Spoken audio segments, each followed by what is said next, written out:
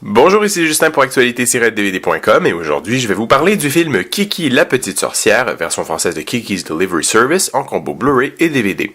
Réalisé par Hayao Miyazaki, le film est en vedette les voix anglaises de Kirsten Dunst, Janeane Garofalo, Phil Hartman et Debbie Reynolds.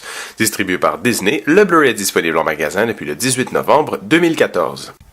À l'âge de 13 ans, une future sorcière doit partir faire son apprentissage dans une ville inconnue durant 1 an.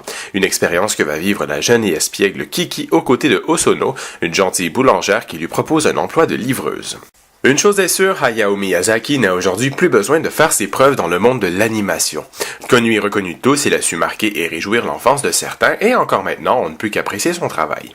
Son 5e film en carrière, Kiki la petite sorcière, qui est basé sur le livre pour enfants du même nom, écrit par Eiko Kadono et illustré par Akiko Hayashi en 1985, a réussi à trouver sa place dans la longue filmographie de ce réalisateur de génie, malgré les difficultés de production qu'il a connues, et est maintenant classé parmi un de ses plus grands classiques. Malgré le côté enfantin du film, il traite pourtant de sujets assez importants. Kiki est par exemple confrontée au regard des jugements des autres. Elle est différente des jeunes filles de son âge et le ressent quand elle les croise et que celles-ci la toisent du regard. Elle doit affronter le monde dans lequel les adolescents sont plongés de plus en plus tôt. À 13 ans, elle doit déjà choisir son domaine professionnel et envisager son futur très sérieusement, et cela sans l'aide de ses parents.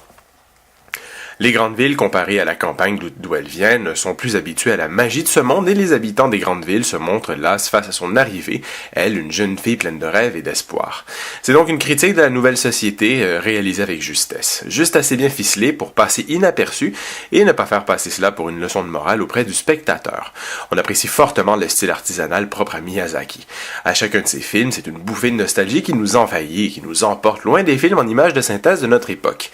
L'animation est parfaitement travaillée pour son époque, même si on remarque quelques petites maladresses par moment, comme au niveau des raccords ou des transitions qui sont parfois un peu mal gérées, mais mis à part cela, tout est merveilleux.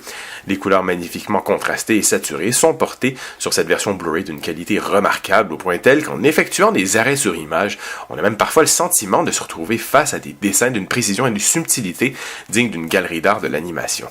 La subtilité générale se révèle sans faille et l'on ne cesse d'être foudroyé par des couleurs lumineuses.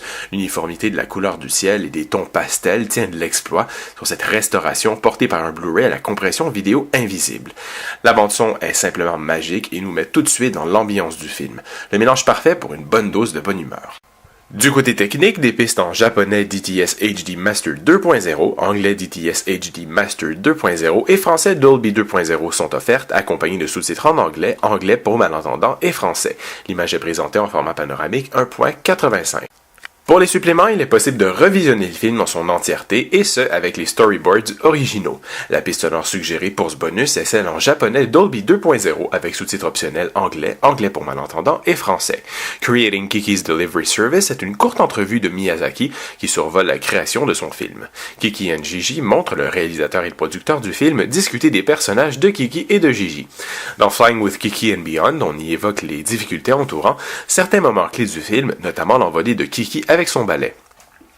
Dans Producer's Perspective, Collaborating with Miyazaki, le producteur du film nous fait part de ses expériences de travail avec le réalisateur. The Locations of Kiki, le plus long bonus du disque, nous présente les différents lieux réels qui ont inspiré les paysages du film. Scoring Miyazaki se concentre sur Joe Hisaishi, le compositeur et collaborateur fréquent du réalisateur. Behind the Microphone dévoile les acteurs américains derrière les voix des personnages.